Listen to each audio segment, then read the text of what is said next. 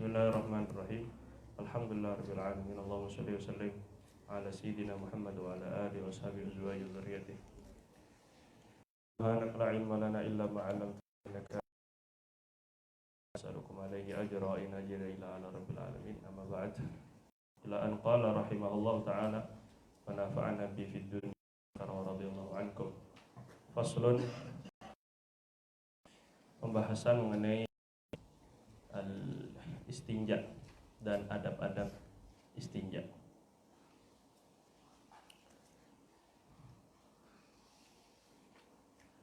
Wal istinja'u, dan istinja secara bahasa istinja artinya talabun najwa, talabun najah, mengusahakan untuk kebersihan secara bahasa. Istinja yang dimaksud secara syariat adalah mensucikan tempat keluarnya kotoran baik dari kubul maupun dubur, sehingga tidak digunakan lafaz istinja kecuali untuk kubul dan dubur. Wajibun, istinja itu wajib minal bauli wal ghaid, dari sebab. Min itu bisa diartikan sebab. Istinja itu wajib hukumnya sebab air kencing, al baul, wal ghaid, buang air besar. Secara hukum istinja itu memiliki beberapa hukum. Wajib yang dibahas di sini yaitu istinja dari dan dari ghaid, dari buang air besar. Begitu pula wajib dari najis yang keluar yang bersifat, apa saja yang keluar dari kubul atau dubur yang bersifat basah.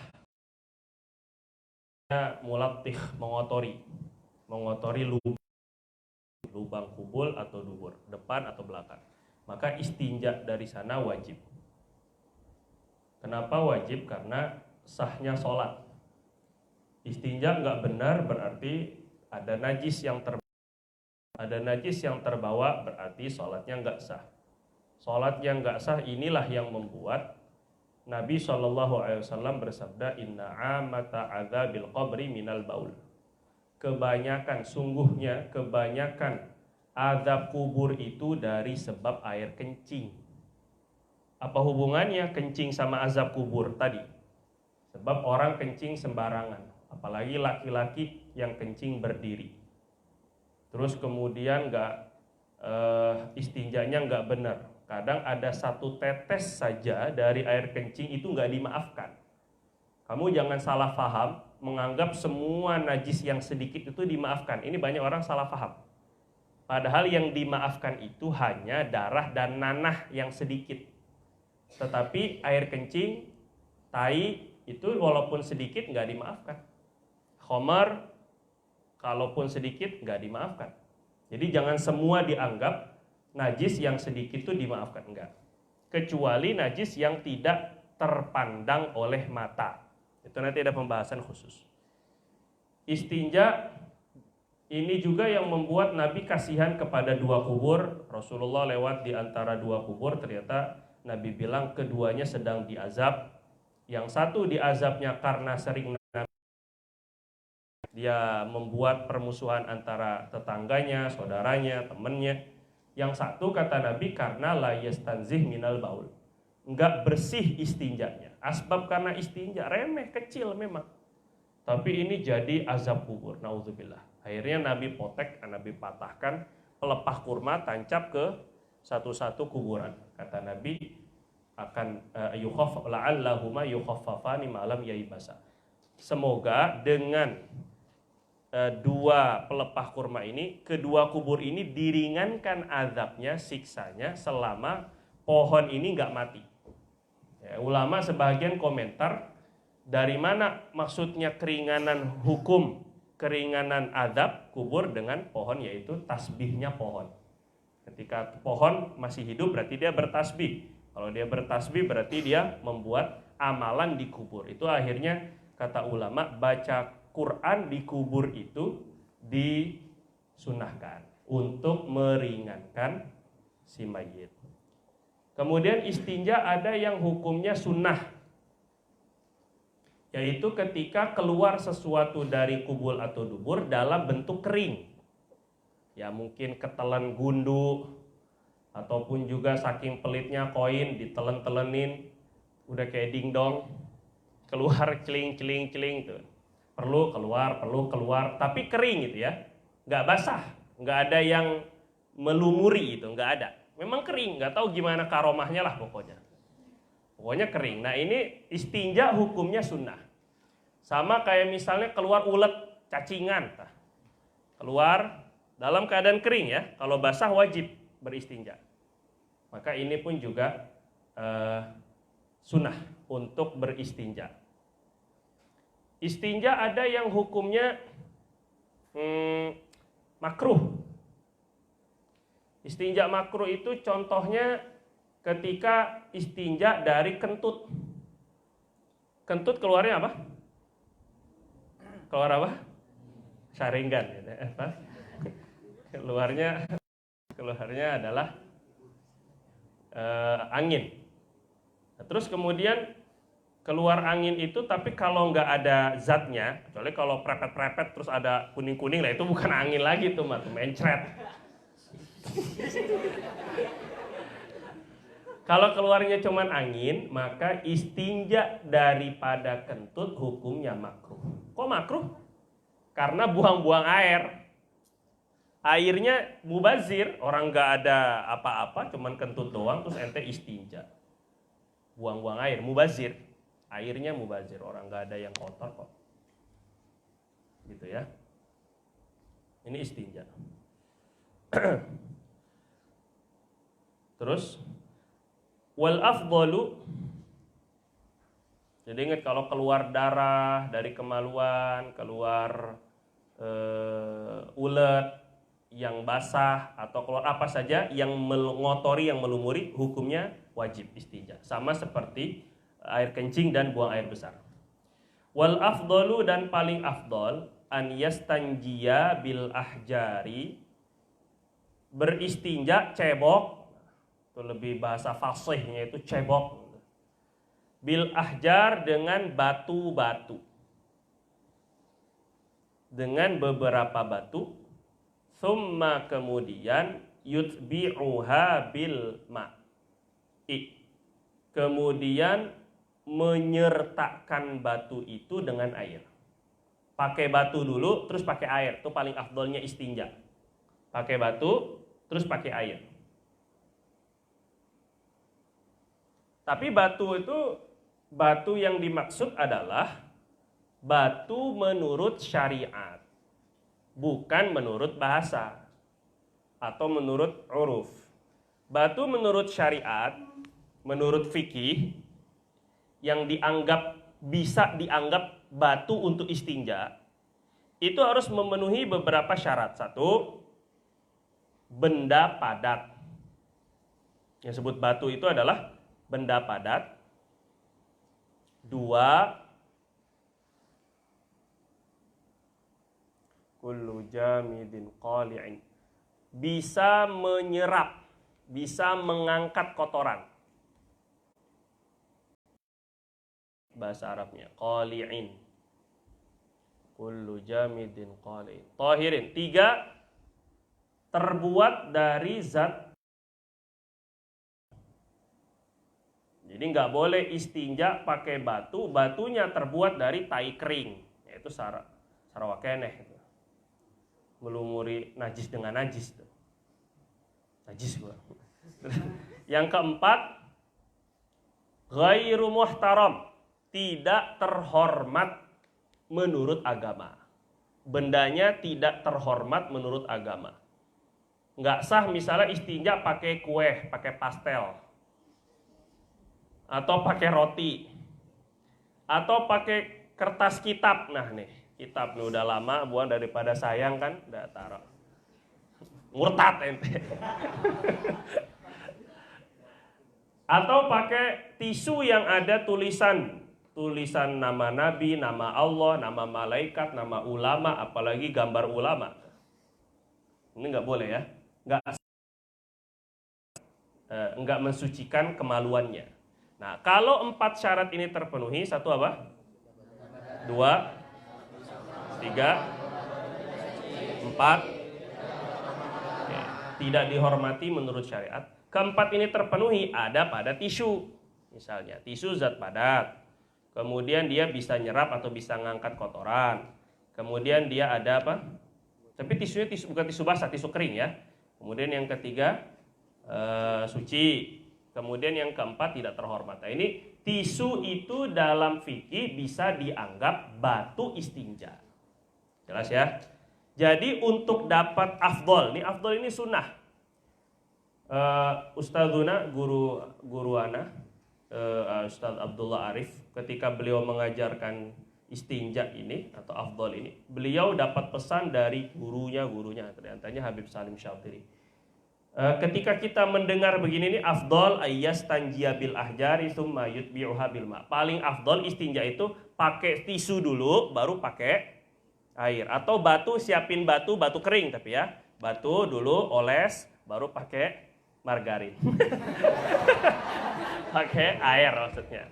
Jadi dioles dulu, nggak usah banyak-banyak olesnya ente. Jadi ntar awas, ledes.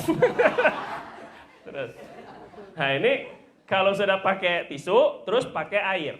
Minimal untuk mendapatkan sunnah kayak begini, kita paling tidaklah pernah melakukan seperti ini. Biar dapat sunnah. Kata Imam Nawawi dalam kitab Al-Adhkar, kita akan menjadi ahlus sunnah, atau maksudnya menjadi orang yang dianggap melakukan sunnah kalau pernah melaksanakan sekali walaupun seumur hidup.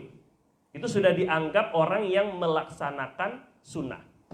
Jadi sehingga kita sekarang belajarnya kan istinja itu paling utama, artinya pahalanya paling besar kalau pakai tisu dulu baru pakai air. Oke, jelas ya. Wa yajuzu, dan boleh, an yaktasiro, hanya menggunakan, boleh saja hanya menggunakan alal ma, menggunakan air. Air saja seperti yang kita pakai sekarang boleh, dan itu yang lebih utama.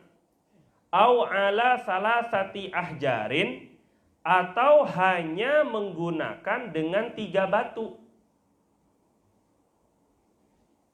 Boleh, walaupun ada air, gitu ya. Pakai batu atau tisu tadi, airnya banyak tapi maunya pakai tisu, boleh. Sah, tapi ada syaratnya kalau pakai tisu. Kalau pakai air dia mudah, hilangkan warna, bau, rasa, enggak usah dirasa, maksudnya agak-agak gitu ya. Jadi kata ulama, kewajiban dalam kitab, lupa anak tuh ya, Tarsyihul Mustafidin. Nah itu kata Syekh Nawawi Bantani, kadar bisa dikatakan kemaluan sudah suci itu sekiranya licinnya hilang. Licin, tahu licin gitu? Licinnya itu hilang. Nggak perlu dilihat, ngaca, ataupun juga dicium, nggak usah. Pokoknya kira-kira keset, udah nggak ada licin-licinnya. Kalau nyebokin anak juga begitu sama, sampai keset. Nanti nggak usah mikir macam-macam. Pokoknya sampai keset lah. Jangan sekedar guyur, bukan, tapi sampai keset. Licinnya tuh hilang. Ini baru sah, baru suci.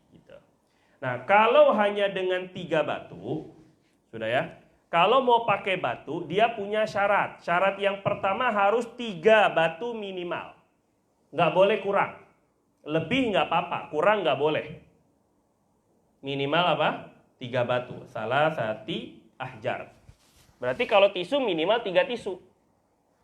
Tapi 3 tisu ini kalau belum bersih, wajib nambah. Gitu. 3 ini. Kalau 2 kali udah bersih, wajib nambah 1. Jelas ya? Jadi 3 ini harus sudah bersih. Kalau belum bersih, wajib tambah. Syarat yang kedua di sini, yunqi bihinna al-mahalla. Atau yanqa bihinna al-mahallu. Boleh dibaca gitu, boleh.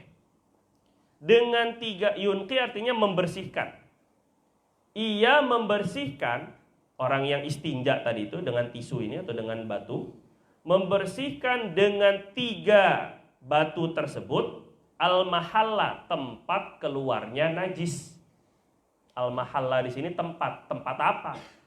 Tempat nongkrong, tempat keluarnya najis maksudnya. Maksudnya bagian tubuh itunya, anusnya. Tahu anus nggak ente? Anus, tuh anus. Terus. Nah 3 batu ini, satu syaratnya 3. Yang kedua harus mensucikan, jadi sampai bersih. Yang ketiga, ini nggak disebutkan di sini ya. Yang ketiga adalah najisnya tidak berpindah dari area, dari tempatnya. Najisnya tidak berpindah dari tempatnya. Nah, kalau untuk laki-laki, tempat najis itu dikhususkan dia diisolasi atau di kepala helm, di cincinnya, pokoknya. Masa keluar dari kepala itu, untuk puasa ya. Keluar dari kepala itu, maka nggak boleh lagi pakai tisu, melebar, mencair, meleleh, lebih dari kepala. Kalau kepala itu memang, kalau perempuan itu jelas sudah, pokoknya hanya di lubangnya saja, melebar ke samping-samping, apalagi ke paha-paha, ke ketek-ketek, itu kencing atau ngapain tahu? Itu udah nggak boleh pakai tisu, nggak boleh pakai batu.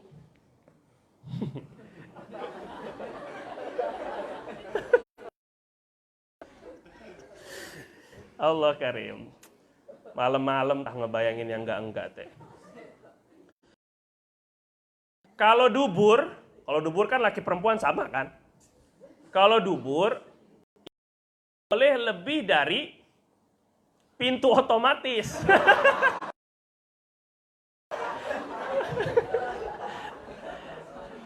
Lah bahasa ulama itu yang namanya halakoti dubur itu memang artinya ya seperti pintu otomatis. Kalau lagi berdiri dia tertutup,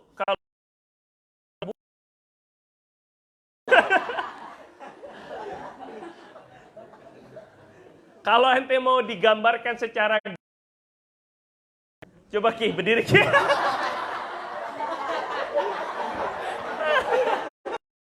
Obat.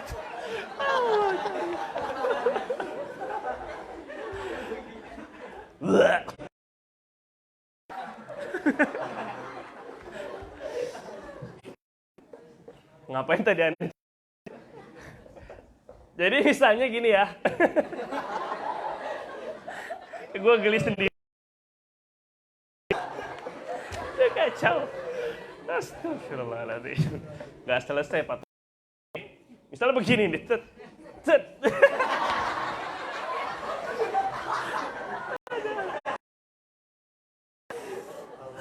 Astagfirullahaladzim. Terawihnya kagak diterima ini mana?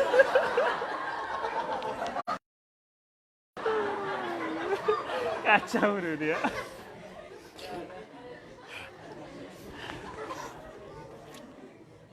Bahagia itu yang bikin tempatnya itu. Jadi kalau udah keluar dari sudut yang begini.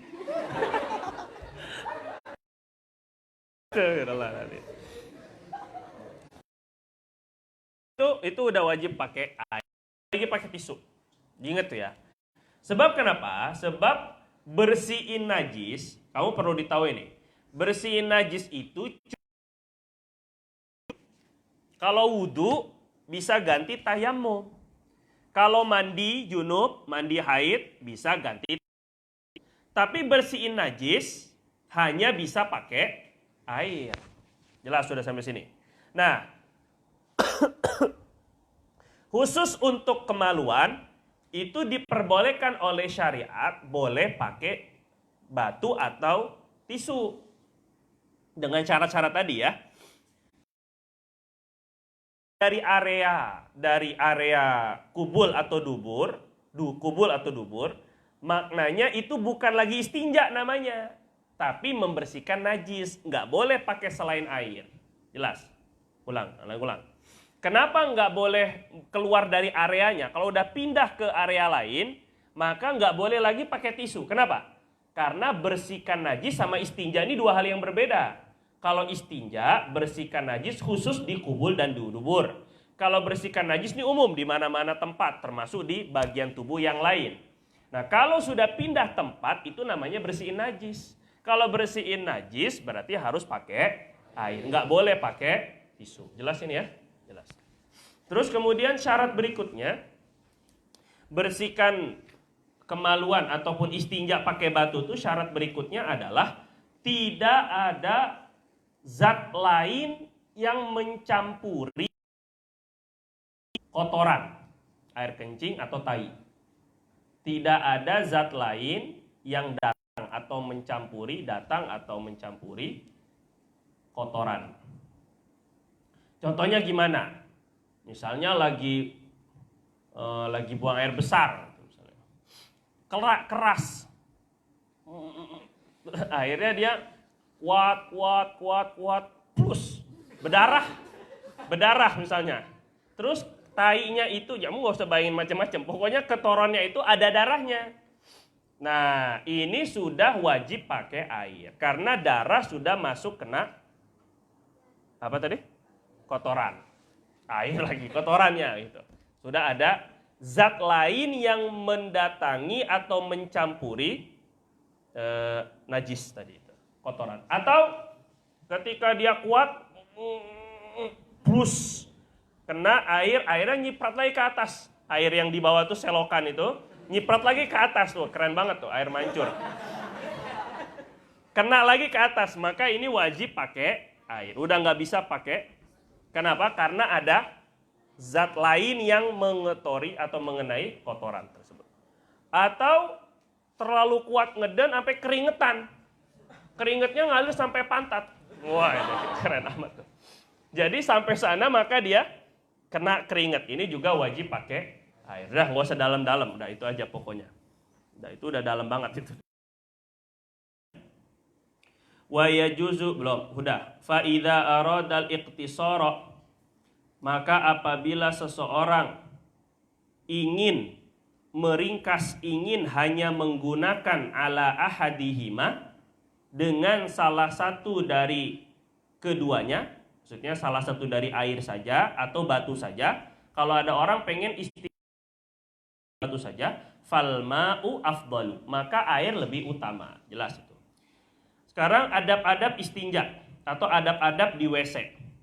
Al-Habib Abdullah bin Umar Asy-Syatiri radhiyallahu an, kata beliau mengatakan man ahya sunnanal khola, siapa yang menghidupkan sunnah WC, masuk WC, keluar WC, ketika istinja, menghidupkan sunnah khola, sunnah tandas, kamar mandi, kamar kecil, tanawwara baituhu, maka akan bercahaya rumahnya, binuris sunnah, dengan cahaya sunnah.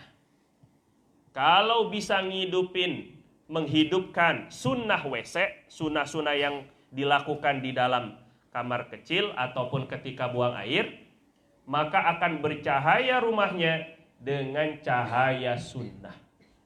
Artinya kalau di WC aja dia beribadah, kalau di WC saja dia mengamalkan sunnah, maka tentu kehidupan dia yang lain sunnah.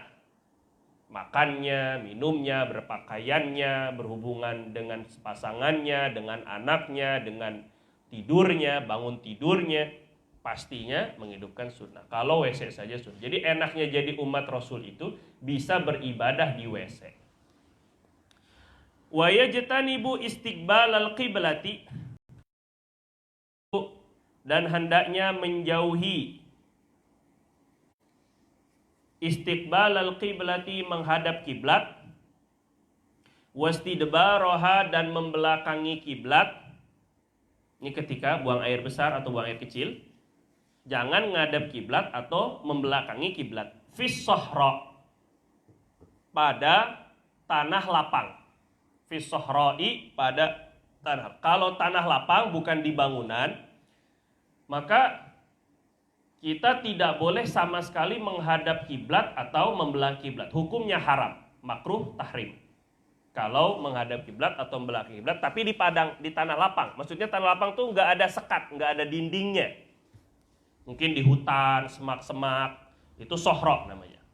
Nah, itu menghadap kiblat atau membelakangi kiblat, hukumnya apa? Haram. Wa yajtanibul baula wal ghaita. Tapi kalau ini kan di sohro. Lawannya berarti kalau di bangunan atau di dinding, hukumnya makruh. Kalau di dinding ditutup, hukumnya makruh, nggak sampai haram. Tapi bagusnya sunnahnya tetap tidak menghadap kiblat. Makanya kalau bangun rumah, WC-nya itu ngadepnya jangan ngadep kiblat atau membelakangi kiblat. Tempat jongkoknya itu atau mangkoknya itu. Terus adab berikutnya wa yajtanibu, dan menjauhi al-baula wal ghaita, buang air kecil, buang air besar, fil ma'ir raqidi, di air yang tergenang. Dikatakan sebab itu adalah tempat jin. Khawatir terkena jin, malah nanti ngamuk, nanti kesurupan. Karena kencing sembarangan. Air yang tergenang, maksudnya air yang diem, bukan air yang mengalir. Itu mirip-mirip lah juga kencing di kolam renang. Kalau dianggap kolam renang itu nggak ngalir, tapi kolam renang kan biasanya airnya ngalir. Biasanya yang lain ya nyala dia. Tapi hukumnya nggak sampai haram, makruh. Ma'ir rakid. Kemudian berikutnya, dan menjauhi buang air kecil, buang air besar juga, wa tahtas syajaratil muthmirati. Dan makruh atau sunnah menjauhi buang air di bawah, tahta, di bawah asyajarati, pohon, al-muthmirah, yang memiliki buah. Makna kata pensyarah, muthmirah di sini bukan sedang berbuah. Berarti kalau pohon yang nggak sedang berbuah, boleh dong kita kencing di bawahnya. Enggak. Makna dari muthmirah ini memiliki, tidak sedang berbuah. Apa bedanya? Misalnya ada pohon jambu. Jambunya masih kecil, pohonnya masih kecil. Atau udah gede tapi belum makruh kita kencing atau buang air besar di bawah pohon itu. Karena dia memiliki buah. Walaupun nggak jelas. Jelas. Kemudian buah nggak mesti bentuknya buah. Yang penting ada manfaat buat orang. Pohon yang punya manfaat. Jadi bentuknya buah-buahan. Misalnya seperti tebu. Tebu itu ada buahnya nggak? Nggak ada. Tapi batangnya. Batangnya itu disebut hasilnya dia, yaitu manis itu kan. Maka nggak boleh kencing di tebu. Walaupun nggak. Sama juga seperti halnya pohon mungkin termasuk juga beringin. Wah, itu genderuwo. Yang walaupun nggak berbuah tapi dia ada teduh. Itu hasil, dia punya manfaat buat orang. Berbuang air atau buang air kiranya tidak dimanfaatkan orang. Itu intinya. Misalnya rumput-rumput, ilalang, apa yang nggak dimanfaatkan orang. Jelas itu ya.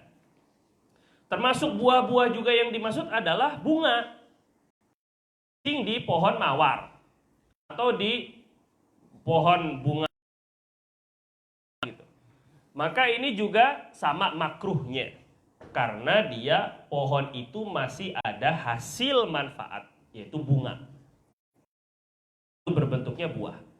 Selanjutnya juga adab berikutnya, wafit toriqi, dan di jalan, tempat lewat. Jangan kencing di jalanan, tempat lewat, maksudnya tempat orang lalu lalang, tempat orang mondar mandir, nggak boleh. Jadi toriq. Nabi bilang ittaqul la'anaini, jauhi undang laknat. Dibilang sama Nabi, kencing di atau buang air di jalan dan di tempat orang berlindung. Ini wazilli, berikutnya wazilli, dan tempat orang bernaung, berteduh. Misalnya halte bus, tak boleh kencing di sana. Terminal, kalau bukan tempat kencing jangan kencing di sana, kencingnya di toilet. Ini luar biasa di Islam itu. Kalau dia tempat, masuk juga tempat-tempat berkumpul. Bentuknya itu tempat berkumpul. Misalnya pantai. Di pantai nggak ada tempat teduhnya. Wah, itu kencing sembarangan, bikin tanda tangan lagi. La ilaha illallah. Love lagi. La ilaha illallah. Foto lagi. La ilaha illallah. Ini nggak boleh, makruh. Walaupun nggak kelihatan sama orang, kamu tetap makruh karena itu tempat orang berkumpul. Gitu ya, semua tempat kumpul. Nah, dikecualikan ulama kecuali kalau tempat kumpul maksiat. Misalnya di situ tempat mabok, judi, boleh. Bahkan sebagian ulama mensunnahkan buang air kencing di sana, buang air kecil atau buang air besar di sana, sekiranya tidak ada mudarat yang lebih besar.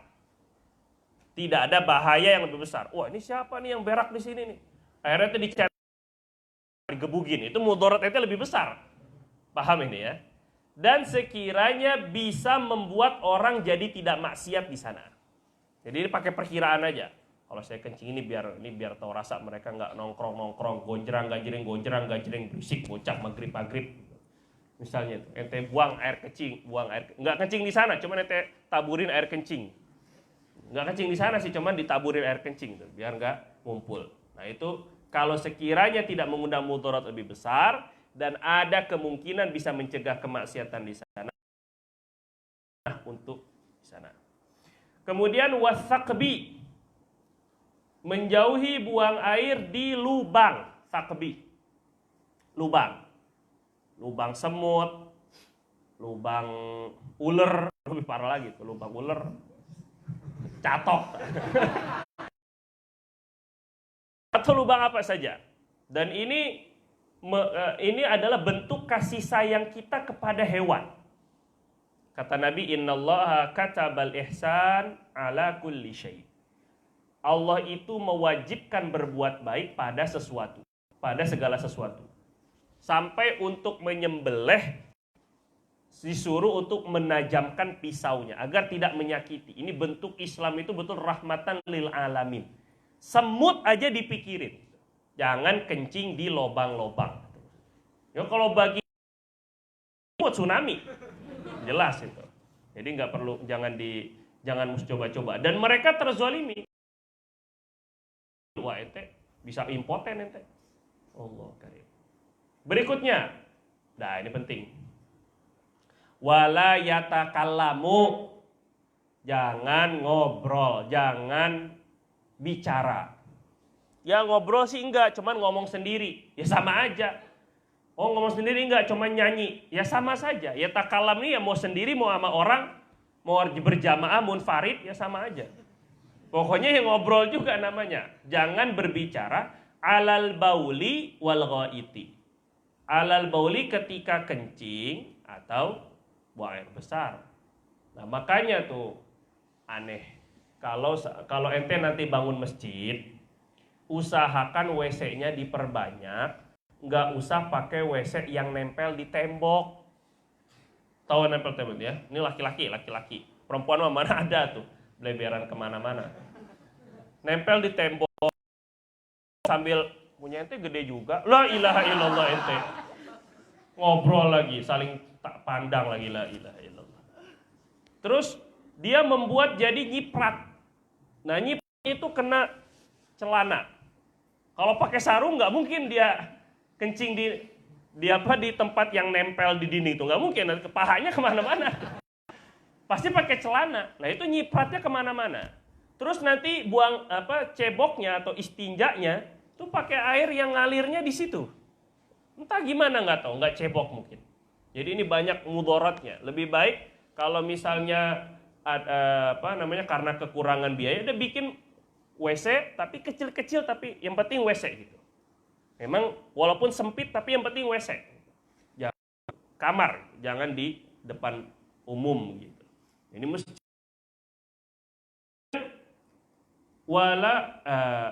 orang yang berbicara ketika buang air besar itu murka kepada mereka.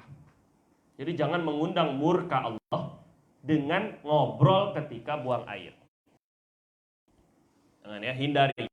Kalau bisa kan juga tidak nyanyi-nyanyi. Itu boleh ngobrol. Misalnya kalau sebagian pondok, kayak ente lah pondok yang di situ tuh. Di depan, di WC di dalam, tapi di depannya tempat mandi berjamaah, tapi nggak boleh bugil. Pakai tutup antara pusat sampai lutut. Tahu kan ente musola, WC yang di bawah tangga itu kan di depannya tempat ente mandi berjamaah. Itu kalau di antara pusat sama lutut tertutup, ngobrol. Tapi yang di dalam WC-nya nggak boleh. Paham nggak ini? Nah itu, aneh sih nggak ngobrol, cuman WhatsAppan. Nah sama aja ente. Jadi itu ya. Terus, wala yastaqbilu syamsa. Apalagi tiktokan lagi di dalam WC. Ngapain lagi itu? Gelok. Wala yastaqbilu syamsa. Jangan menghadap matahari. Wal qamara, dan bulan. Wala yastadbiruhuma. Yastadbir tadi sudah artinya, yastakbil juga sudah sebelumnya. Dan jangan membelakangi matahari dan bulan. Hari kita terbitnya sama seperti kiblat. Terbenamnya sama seperti kiblat. Membelakanginya sama seperti terbit matahari. Membelakangi kiblat berarti ke timur. Bener gak? Ke timur kan? Kita kan kiblat ke barat. Berarti membelakangi kiblat menghadap ke timur. Nah, menghadap ke timur berarti menghadap ke tempat terbit matahari. Jadi ketika intinya kalau di kita di Indonesia dan Melayu khususnya, jangan ngadap timur, jangan ngadap barat. Mudahnya begitu. Tidak menghadap matahari, bulan, atau membelakangi keduanya, atau menghadap kiblat atau membelakangi kiblat. Selain itu yang tidak disebut di sini adalah masuk pakai kaki kiri. Mengucap bismillah, Allahumma inni a'udzubika minal khubuthi wal khaba'ith. Itu biar perlindungan daripada setan.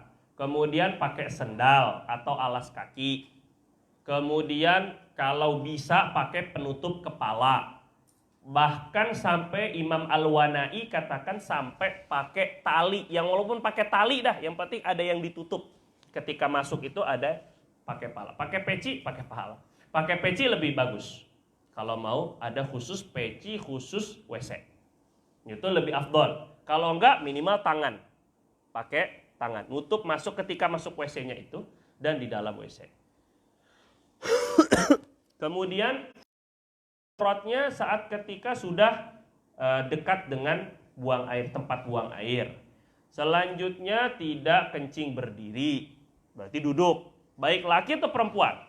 Wah, ente nggak usah ikut-ikutan pahaman ataupun juga pandangan orang banyak. Oh, ente kayak cewek.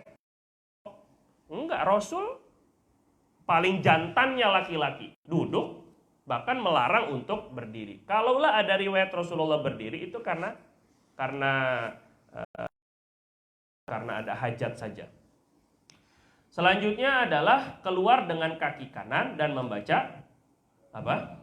Ghufranaka, ghufranaka, ghufranaka. Ghufranaka artinya ya Allah saya minta ampun. Ya Allah minta ampun, saya minta ampun. Keluar dari WC itu istighfar. Ghufranaka, ghufranaka, ghufranaka, alhamdulillahilladzi adhaba. Nah, ini kan nggak pernah baca itu, makanya sering dibaca. Alhamdulillahilladzi adhaba anil adza wa afani. Ini perlu sekali agar setiap dari gerak-gerik kita jadi ibadah. Jangan dianggap remeh atau dianggap kecil ini perkara ini. Selanjutnya adalah wal faslun. Walladzi yarqudul wudu'a, perkara yang membatalkan wudu sitatu asya'a, ada 6 perkara. Kasih nomor ya. 1, ma kharaja minas sabilaini, ma sesuatu. Yang kudu tadi membatalkan ya, artinya ya. Ma sesuatu kharaja yang keluar minas sabilaini dari 2 jalur. Jalur kubul atau dubur.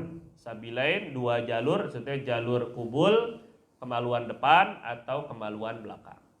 Apa saja yang keluar? Ma di sini apa saja? Mau itu bentuknya air kencing, ataupun bentuknya adalah darah, atau bentuknya adalah benda, ulet, semuanya membatalkan wudu. Kecuali air mani. Air mani yang keluar dari kemaluan itu tidak membatalkan wudu.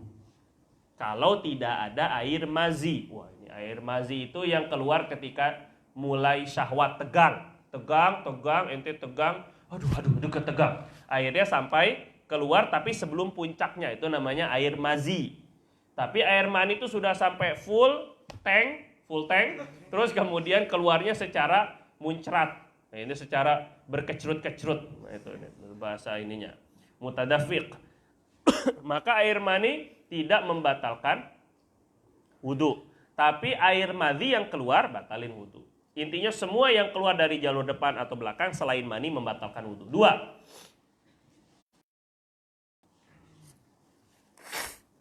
Ad-naumu, tidur. Ala dengan ghairi hayatil mutamakkini, dengan selain keadaan hayah keadaan al mutamakkin, duduk tetap. Orang yang duduk tetap, menetap gitu. Duburnya tuh stabil. Keangkat-angkat duburnya, itu namanya mutamakkin. Awalnya tidur itu membatalkan wudu. Nah, dikiaskan semua nanti yang membatalkan wudu juga termasuk hal-hal yang hilang akal. Nah, tidur itu asalnya termasuk dalam hilang akal.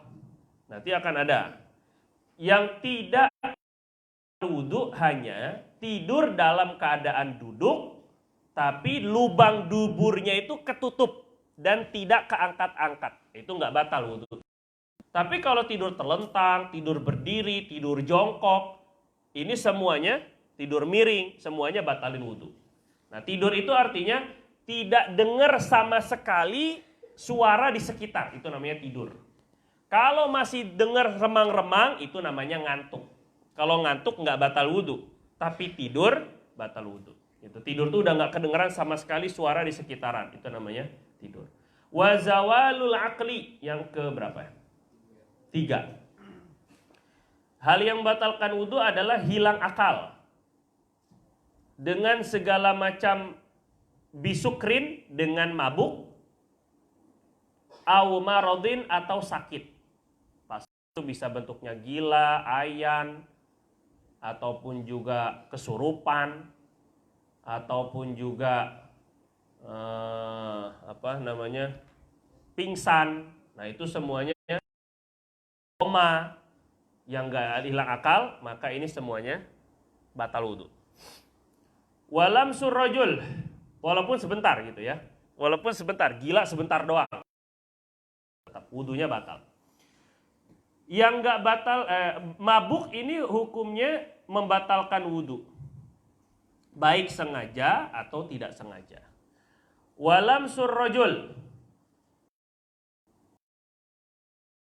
seorang lelaki almar'ata dengan perempuan, persentuhan lelaki dengan perempuan yang keempat. Persentuhan laki dengan perempuan al-ajnabiyata, perempuan yang bukan mahram.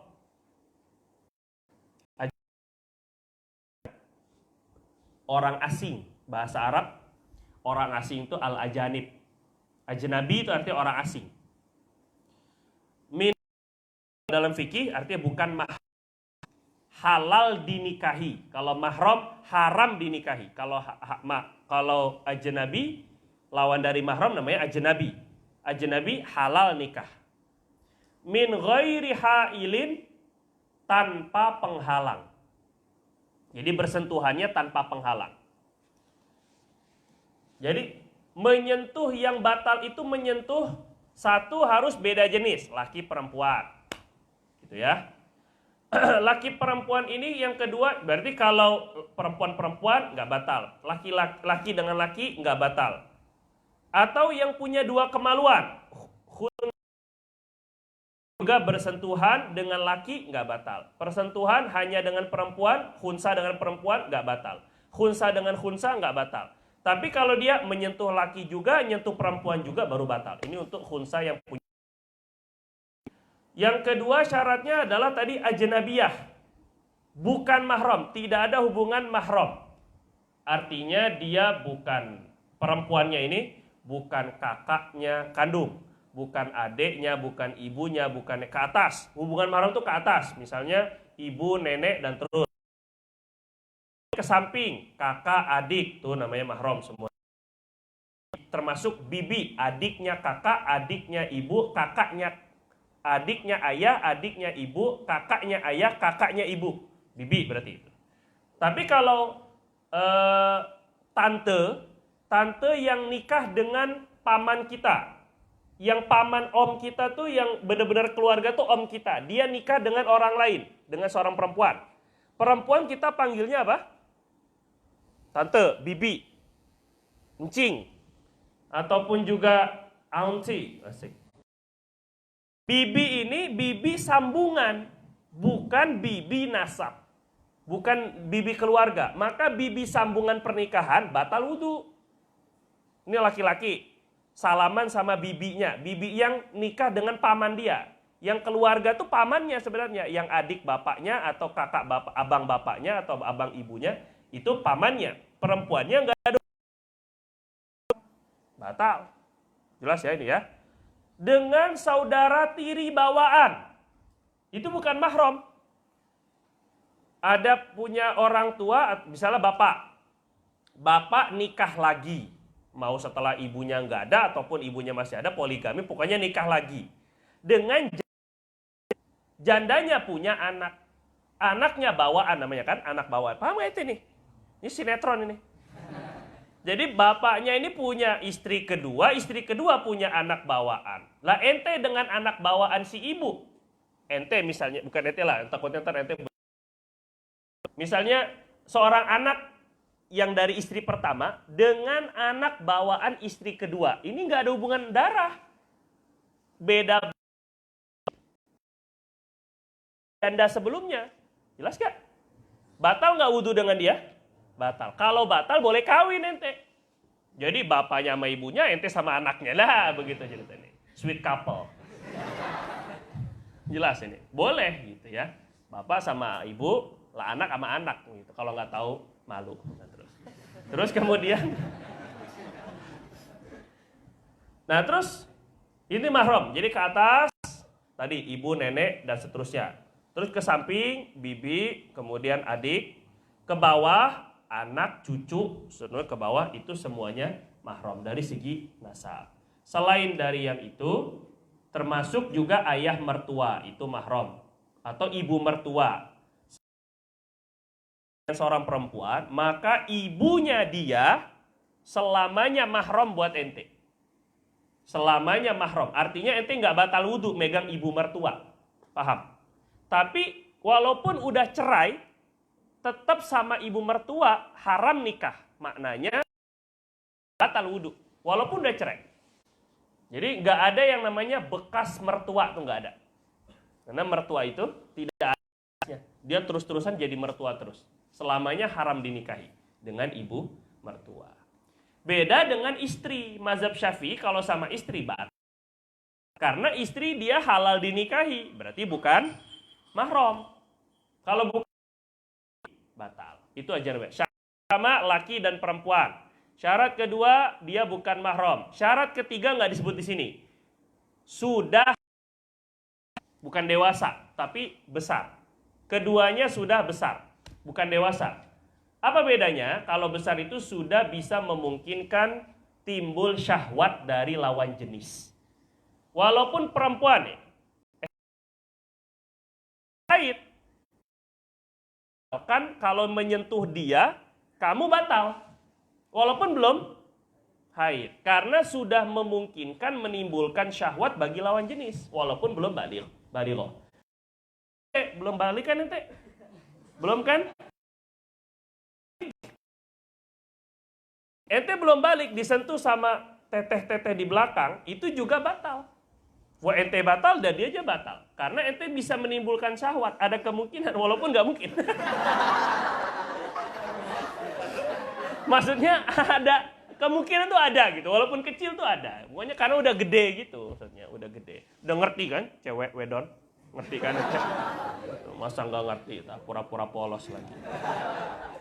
Terus, yang keempat tanpa penghalang. Jadi laki perempuan bukan mahram, sudah besar tanpa penghalang. Yang tidak batal bersentuhannya rambut, kulit, rambut, gigi, kuku. Ini megang tiga ini nggak batal. Orang. Tapi nggak batal. Secara hukum nggak batal. Yang kelima, yang membatalkan wudhu, masu, menyentuh. Farjil jamiyi, kemaluan orang. Berarti kalau hewan nggak batal. Kemaluan orang batal. Farji di sini umum ya. Baik farji itu yang dimaksud adalah lubang kemaluan. Kemaluan laki atau kemaluan perempuan. Kalau laki yang batal, baik sendiri atau punya orang. Auzubillah. Jadi kalau nah, yang membatalkan itu untuk laki, mau detail ya. Kalau laki-laki yang batalin itu adalah batang dan pala. Paham gak teh? Jelas. Testis. Tahu nggak testis? Bukan buah huldi.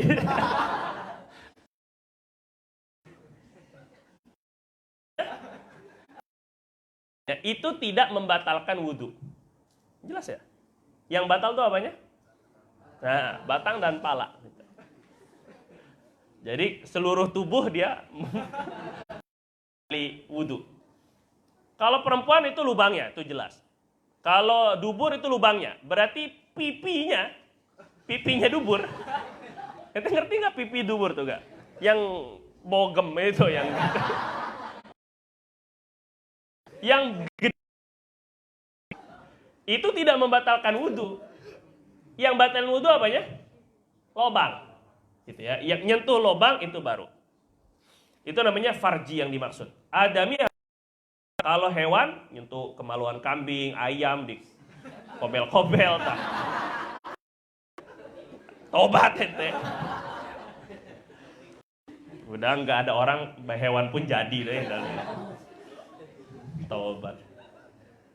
Menyentuh bibatinil kafi.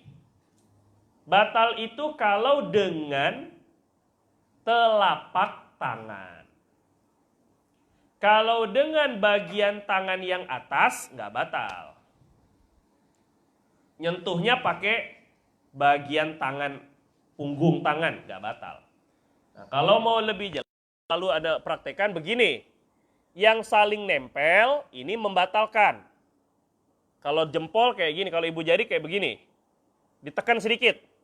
Nah, ini melekat, ini membatalkan kalau nyentuh kemaluan.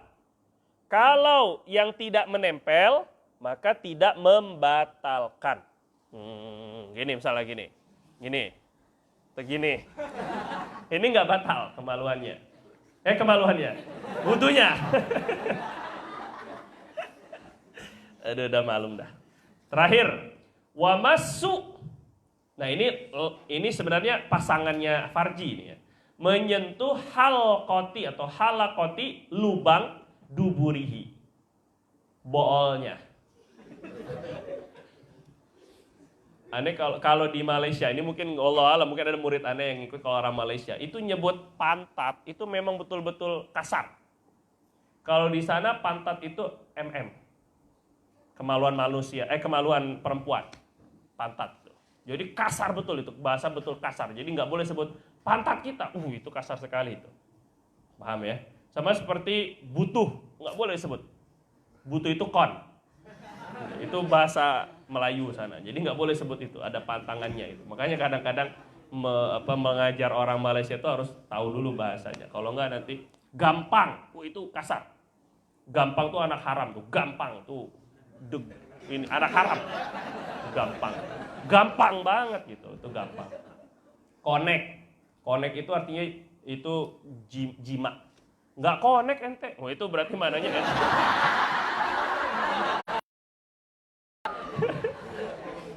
Connect, Allah kali.